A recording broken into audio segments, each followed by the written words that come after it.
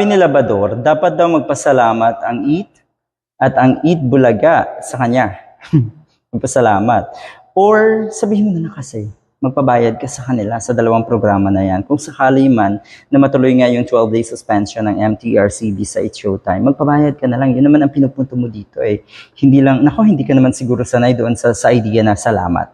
Yung mga klaseng tao mo, Mr. Rendon Labrador, ang iniisip talaga ay ganito. Ganyan lang talaga. Kalakaran sa buhay mo ay ganito lang.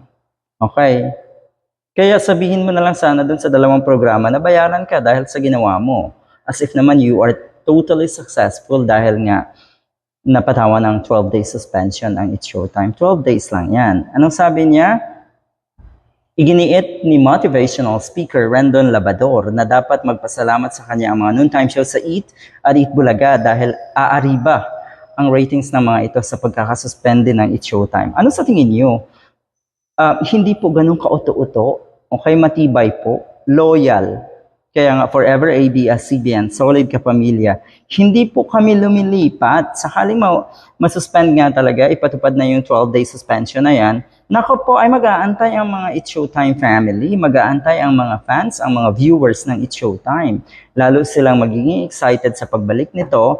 And take note, pagbalik ng It's Showtime, lalong bobongga ang kanilang programa, lalong magiging matatag, magaling, at lalong mamamayagpag. So yung sinasabi na posibleng umariba yung ratings ng kabila, malabo yan. Ay baka nga tamarin na rin yung ibang manood dyan. Bakit? Yung mga nanonood dyan sa Eat, okay, syempre meron din namang mga loyal supporters yung mga yan.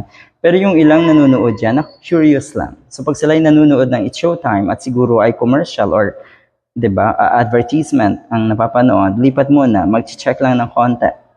Then balik ulit sa It's Showtime. Ganun po. Pero yung mga It's Showtime family, ang mga It's Showtime viewers, loyal na loyal yan. Never yan napupunta sa iba. Ganun po ang kapamilya. Pasensya na ha, urig na urig talaga, ano?